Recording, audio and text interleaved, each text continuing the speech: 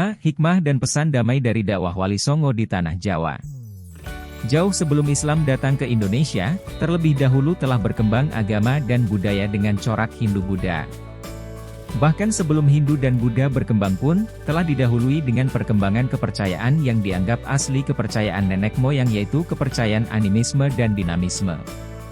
Agama Islam datang sebagai pembaharu, yang tentu saja tidak bisa serta-merta merubah begitu saja budaya dan kepercayaan lama yang telah dipegang teguh secara turun-temurun oleh masyarakat Nusantara.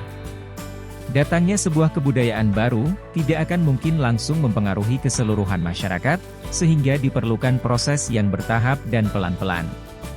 Para Wali Songo menyisipkan nilai-nilai dan ajaran Islam sedikit demi sedikit melalui pendekatan budaya yang sudah berkembang di masyarakat, sehingga terjadilah apa yang dinamakan akulturasi dan asimilasi budaya, yaitu adaptasi budaya lama yang sudah ada, dan disesuaikan dengan nilai-nilai dan ajaran agama Islam. Metode dakwah yang dilakukan oleh para Wali Songo benar-benar merangkul dan merengkuh semua lapisan masyarakat. Tidak ada satupun wali yang melakukan cara-cara kekerasan dalam berdakwah sehingga proses adaptasi, asimilasi dan akulturasi budaya tersebut dapat berjalan dengan harmonis dan minim konflik. Dengan masuknya ajaran Islam, tidak lalu membuat tradisi Hindu dan Buddha hilang begitu saja.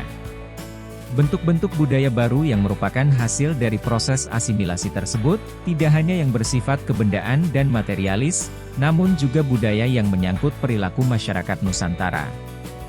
Proses masuknya budaya yang baik, adalah dengan tidak menggunakan cara-cara yang kasar dan melukai hati, meskipun juga tetap harus mengandung unsur ketegasan. Hal inilah yang selalu menjadi pegangan Wali Songo dalam menyebarkan agama Islam di Nusantara yang pada saat itu masih menganut agama kepercayaan dan masih banyak ditemui praktik syirik dan musyrik dalam kehidupan sehari-hari. Namun kiranya strategi dakwah Beyel Lisan, Beyel Hikmah wal Mauidlatil Hasanah, para wali pun menunjukkan sifat-sifat uswatun hasanah merupakan strategi dakwah yang masih relevan untuk diteladani kembali saat ini. Tengoklah di masa modern saat ini, berkembangnya cara-cara yang tidak beretika dalam pelaksanaan dakwah Islam, memunculkan kekhawatiran akankah wajah Islam di mata pemeluk agama lain, kemudian membentuk framing dan citra yang buruk. Berkembangnya pemikiran-pemikiran ekstrim di Indonesia saat ini seolah memberi ruang untuk saling memaki, saling mencaci, saling mencela, berdebat yang tidak ada ujung pangkalnya.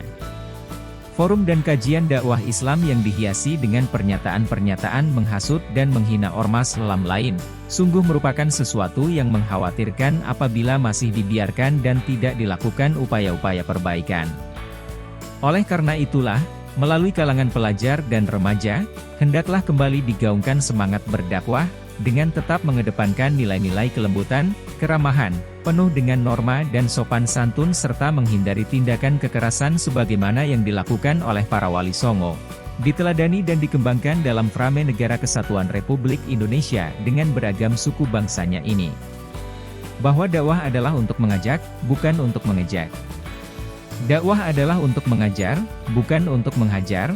Dakwah dilakukan untuk membina bukan untuk menghina. Dakwah dilakukan untuk mencintai bukan untuk mencaci. Dan dakwah dilakukan untuk menasehati, bukan untuk menusuk hati golongan yang lain.